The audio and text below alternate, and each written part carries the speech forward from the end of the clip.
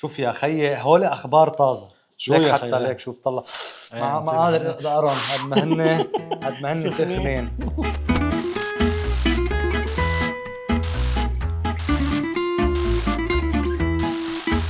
التحذير الامريكي لاسرائيل: يا ماما انهوا الحرب والا تخلينا عنكم. حذرت مصادر مقربه من الرئيس الامريكي دونالد ترامب القياده الاسرائيليه من انها ستوقف الدعم الامريكي قصده العاصمه تاعتها يعني اذا لم تنتهي الحرب في القطاع. حذر زعماء بريطانيا وفرنسا وكندا في بيان مشترك انهم سيتخذون خطوات حقيقيه هالمره مش انه كلام اذا لم توقف الكيان الهجمات المكثفه في اطار العمليه الجديده اللي هن اعلنوها من فتره. شو اسمه القطاع؟ شو سموها دخل؟ عجلات شيء عربات دولية جدعان جدعان عربات جدعان. هذه لها قصه كمان جوجلوها ما رح نحكيها. عم شو هيدا ما في وقت. المهم اوكي شو قالوا هول 3 دول 4 دول؟ قالوا لن نقف مكتوفي الايدي بينما تواصل حكومه نتنياهو ارتكاب هذه الاعمال الخطيره. ليش هلا في القصه سنتين؟ بتعرف اذا انا امريكا بتعرف مين تذكرني؟ زي كنت وصغير ما كنت طالع مع ابن خالتك او شيء تيجي مثلا خالتك تقول له لابنها ليك ما تمد ايدك عليه بس بينه وبينه شو تقول له دعوس. نفس الشيء صح. هيك انه لا ما تضربي وبدي عاقبك وكذا. هي بينه وبين حالها انه لا فوت. انا هيك بحس. وهون كمان القناه 12 عم بتاكد عن هالموضوع. مسؤولون في اداره ترامب نقلوا رساله الى اسرائيل: سنتخلى عنكم اذا لم تنهوا الحرب في غزه. هيك شو كذابين. لا هذا واشنطن بوست هي اللي نقلت يعني هن نقلوا عن واشنطن بوست. نتيجه هذا الضغط قال لك نتن انه خلينا فوت لهم شويه كذا. هلا مين عامل قيامه على هذا القرار؟ بن غفير. مين بن غفير؟ بتعرفوا اكيد شو سميناه نحن؟ بيتر جريفن الصهيوني. والله. وزير الامن القومي إتمار بن غفير الذي طالب الليله الماضيه بطرح قضيه تجديد المساعدات للتصويت في الحكومه ولكن تم رفض طلبه. يعني قرار لعدة الحكومه طلب انه يعرضوه على التصويت بالحكومه ورفضوا له الطلب. ولكن على الرغم من كلماته القاسية فإنه لا يهدد بحل الحكومة في هذه المرة. مش لدرجة أنه يترك تنحل بضل يهودي يعني. وفي انتقاده لنتنياهو: يجب أن تقال الحقيقة للرأي العام في دولة إسرائيل. هذه لا شعورية. فهذه المساعدات التي تصل إلى جميع أنحاء قطاع غزة ستصل أيضا إلى أيدي حماس. لك هو يعني حتى هيدا كمان من ضدنا. يعني بتحس انه كون هو مثل بيقولوا عدوك هو وانه المفروض يكون معك شوي هو اثنيناتهم مش معنا. لا ما هو هذا اسرائيلي. ما حتثبت معه. هي الله يدب البلد. يعني هن ممكن يتخانقوا مع بعض بس هن حيضلوا اثنيناتهم اعداء. صح. يعني مثل ما بيقول المثل المعروف يعني بيجي شغله ومقسومه. اكتبوا لنا المثل.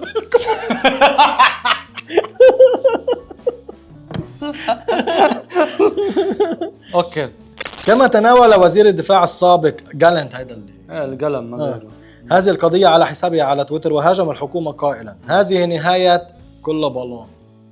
كل بالون يعني مين قصده بالبالون؟ يعني بالون قد ما كبر بده يفرع. لو كانت الاعتبارات الوطنية هي التي قادت عملية صنع القرار في هذه القضية ولو شجعنا خطة استبدال نظام حماس لما كان هناك نقاش حول ما إذا كانت المساعدات ستقع في أيدي حماس لأنها لن تسيطر على غزة بعد الآن. وحقيقة أنها لا تزال تسيطر على غزة بعد 591 يوم من الحرب تعتبر فشلا ذريعا. معتبر قال إنه رغم كل اللي صار سيطرت الحمص على القطاع بعد 591 يوم من الحرب هو فشل ذريع.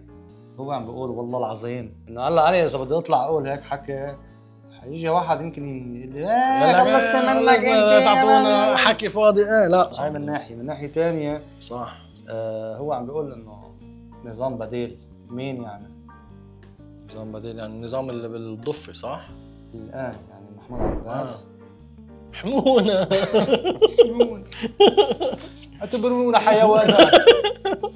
حتى الحيوانات بيحمونا عن جد. غضب في اليمين بسبب قرار نتنياهو إدخال المساعدات الإنسانية إلى غزة. أعداؤنا يسخرون منك. يعني الطرف الآخر اللي بالكنيسة عم برد نتنياهو عليهم، قال لهم يجب ألا نصل إلى حالة مجاعة.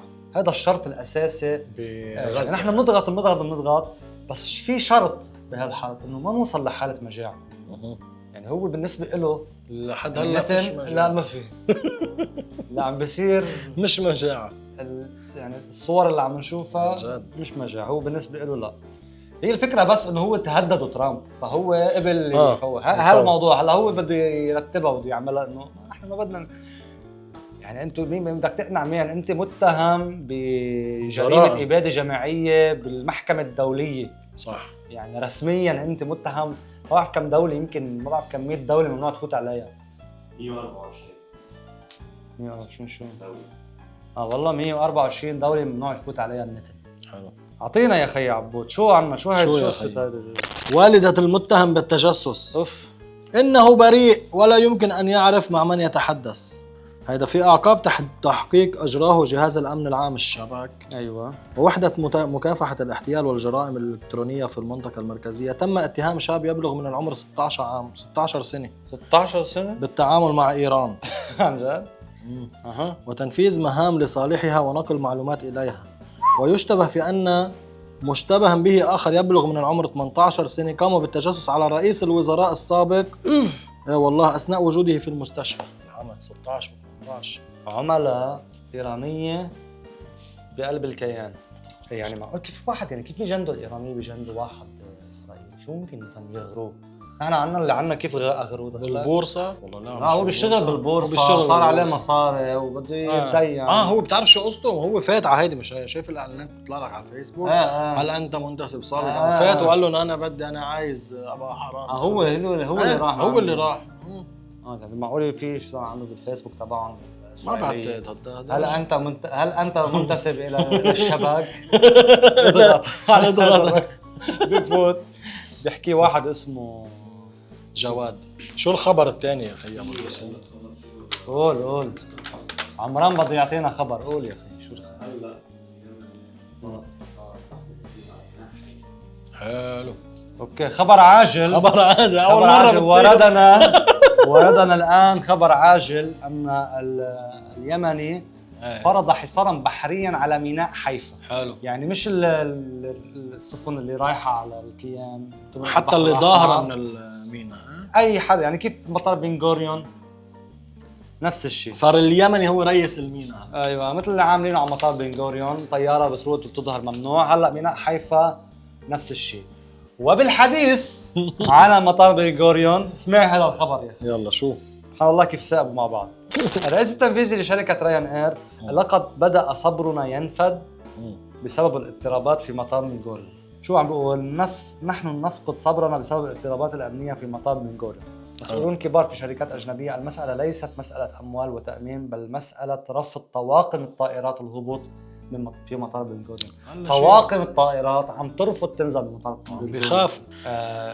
اللي مفكر انه القرار هذا انه ممنوع تنزل طياره بمطار بن غوريون، هذا القرار اليمني منه سهل ومنه له تداعيات. وهي هذا خبر هيك على سيرة المطار يا اخي ابو حسون. شو رايك باللي عم بصير بمطارنا؟ شو انه اللي بيجوا مثلا من الخليج بيقدموا لنا ورود وبقلاوه وبعد شوي كذا. نحن شعب مضياف. واللي بيجي من العراق ومن ايه هلا حلو تستضيف العالم كله ببقلاوه وكذا. حلو اكيد حلو ووردة حلو. انا رايح مثلا واصل على تركيا مقدمين لي هولي حلكم بدل حلكم ماشي. لقيت البقلاوه بيتوزع على العراقيين كمان او على الطياره العراقيه كمان. خليج على فكره، العراق خليج والله. تحضر كاس الخليج بيلعب فيه العراق والله. خاصة انه الدولة العراقية كتير ساعدت لبنان يعني بالحرب وحتى قبل الحرب. انت كيف بدك تقنع اللبنان المنبطح انت يتعامل منيح مع العراق؟ تقول له انه العراق خليج. العراق خليج والله. احضار كاس الخليج. شو ليبرمان؟ شو بقول ليبرمان يا اخي؟ ليبرمان للمعارضة. سنعمل معا على تطبيق قانون التجنيد الموحد. لبيد شو قايل؟ دعا زعيم المعارضة لبيد انه اذا كان على مقاتلينا ابطال، بالنسبة له ابطال يعني، ان يقتلوا ويجرحوا في غزة يوميا لمدة 3 أو 4 أو 5 سنوات، فعلى الحكومة أن تتوقف عن الاختباء وأن تعلن ذلك جهارا. يعني هو يعتبر انه هلا هو بالجيش تبعهم بمستنقع وحل ما حيخلص ما منه. حيخلص. طب شو الحال بالنسبه له؟ شو طالع معه؟ طالع معه أن الجهة التي يجب أن تدير غزة في السنوات المقبلة هي مصر. حلو. ليه مصر يعني؟ مصر تعرف كيف تحافظ على التنسيق الأمني مع إسرائيل وتعرف كيف تدير غزة. للاسف يعني شيء مشرف يعني. للاسف. فهي الاقدر على اداره قطاع. في واحد كمان المفروض جلبوط شو عم بيقول؟ اريد العوده الى المنزل فقط. عشت في اسرائيل لاكثر من 50 عاما والان منعت من الدخول خوفا من الاستقرار هنا. شو الخبر؟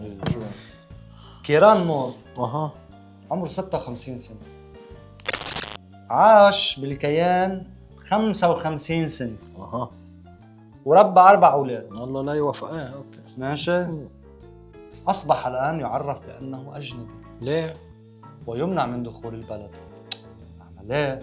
وعم بيقول هون ابني يخدم في قوات الاحتياط منذ اكثر من 300 يوم في وحده سريه. فضحوا. عن قلبه. اضرب من عني. اهم شيء ما يفوتوك. المهم ولا استطيع زيارته. شو صار معه هيدا؟ طلب منه الذهاب في مهام خارج البلاد. الله اعلم شو هي المهام، مش محددين. بس انه يعني جماعه عايشين على الاستخبارات والكذا. المهم فطلبت منه وزاره الداخليه تسليم بطاقه هويته حفاظا على امنه الشخصي. هيك قالوا له. وهو عم بيقول لقد اتبعت التعليمات بدقه. راح طربش. ولما بده يرجع ما خلوه، قالوا بتفوت سائح، بتفوت تعمل سياحه بتطلع. يعني اخذوا له هويته، اخذوا له الجنسيه. هلا شو؟ هلا انا لدي نظريه بهذا الموضوع. ايه كيران مور، فانا بالنسبه لي بس شفت الصوره وعرف السبب بطل العجب. يعني بالنهايه كيان عنصري من ملوك العنصريه. يعني اذا بيتعنصروا علينا نحن العرب بدوش يتعنصروا على الافارقه. اي والله افارقه معهم شيء. ليك هيدا الخبر يا خي ابو الحسن. هذا خبرنا يا اخي. اخراجهم من منطقه راحتهم هكذا سنكسر توازن حماس. مين هو هيدا؟ مين هو هذا؟ بقناه 12 ريك هاريس. مين هو ريك هاريس يا خي؟ مين هذا؟ هيدا مسؤول كبير سابق في جهاز الامن العام الاسرائيلي. بالشين بيت. مسؤول كبير يا اخي. اوكي يلا هات لنشوف شو قايل. ان الهجوم الخطير الذي ادى الى اغتيال تسالا غاز. اوكي. هذه وحده تعرضت لعمليه اطلاق نار بالداخل يعني. ما هو الا جزء من اتجاه اوسع للارهاب متاثرا بالحرب في غزه. اوكي. على الرغم من الضربات الشديدة التي تلقتها فإن حماس تنجح في الحفاظ على رواية توحيد القوى. إن الروح الفلسطينية التي نشأت منذ هجوم حماس في 7 أكتوبر تجعل الشعب الفلسطيني من نابلس أو رام الله يعتقد أنه من الممكن إيذاء دولة إسرائيل بطريقة مؤلمة للغاية. هيدي لا شعورية تطلع لحالها. وإنهاء حكمها في المنطقة. أيوة حلو. إن الجيل القادم من الجماعات المسلحة في مخيمات اللاجئين في شمال الضفة الغربية مستوحى من الحرب في غزة ويتلقى التوجيهات والمال من إيران. يا الله إيران يا زلمة. لا يوجد فراغ في الشرق الأوسط، والفراغ الذي انفتح سيتم ملؤه بسرعة. في هذه الحالة من خلال قيادة جديدة تعود إلى إدارة الأنشطة الخارجية بسرية أكبر. شو بده خيي؟ يعني هو عم بيقول نحن شو ما قتلنا منه حيضل في فراغ. مش إنه احنا اغتلنا هذا القائد اللي كذا انه خلص فاضي هلا مطلع. عم بيقول هو انه دغري بيركب مطرحه وبس بل بيصير اضرب الخبريه. ليش؟ لانه بيصير بسريه اكبر. صح. هذاك بنعرفه، حيطلع واحد ما بنعرفه، واللي بتعرفه احسن من اللي ما بتعرف. هيك بقول متى حبيب على راسي. شكرا جزيلا. عرفت كيف قصدي؟ وهذا شو بنرجع ونذكر مسؤول كبير سابق في جهاز الامن العام الاسرائيلي. اعتقال سائح الماني ترك حقيبة مليئة بقنابل المولوتوف قرب السفارة الأمريكية بتل أبيب. حلو هذا خرق. هذا السائح عمره 27 سنة، كان حد السفارة الأمريكية بتل أبيب. واجه قوات الأمن هونيك، بصق في وجه أحد عناصر. كيف هلا كنت عم بعمل لا شعوري. بس هو يعني شوي أجرأ مني، يعني هو راح لهونيك وبزق طرقه واحدة بخلقته. ماشي. بس تمكن المحققون من إلقاء القبض على المشتبه به. مشتبه به بس عفوا كيف مشتبه به يعني اجى واحد بزق بخرقتك، عم رح تحقق انت بالموضوع، عم شفته يستشفى. انت كمشتبه به، انا مشتبه فيه انه هو اللي بزق علي. تمام. وادعى انه ارتكب انه هذا الشيء اللي عمله بسبب غضبه على الحكومه الامريكيه، وكمشوا معه بشنطته مولوتوف. بخيا مولوتوف قصدي واحد رايح يكب مولوتوف، طب كب ليش بدك تبزق؟ غير رايه ليه؟ انت هيك حتنحبس. هيدا الظاهر لا لك هولي مش مولوتوف، هولي كان شربانه. ولا هنيني كان شربانهم هو، تراكم فاضيين، هن شافوا هنيني فاضي فكرهم مولوتوف.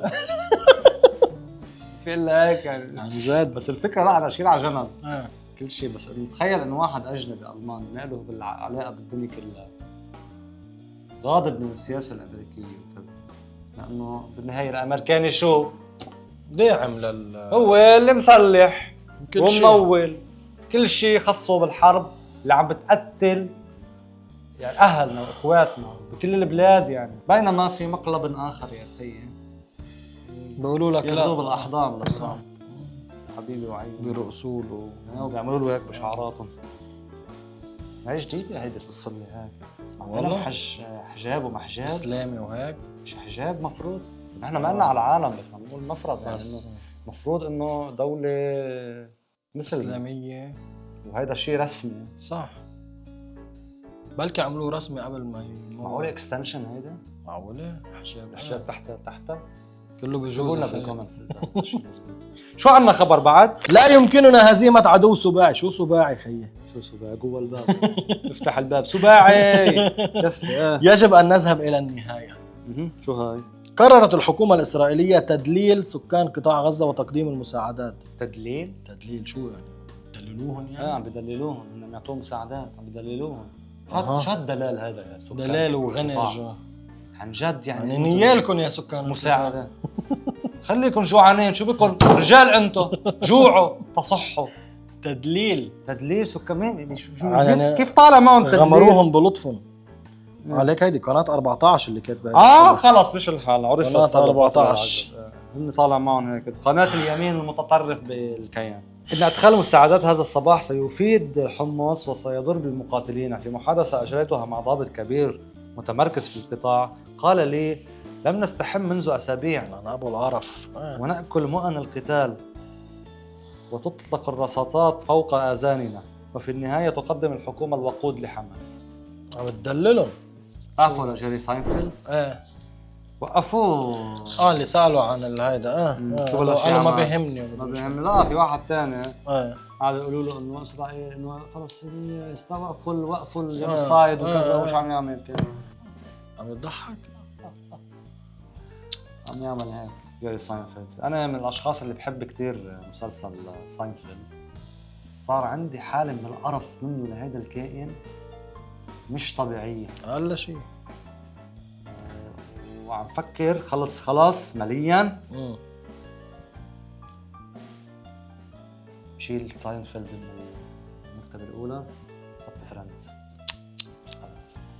شوف لوين تشيله من الماي ليست. نطيق فريندز.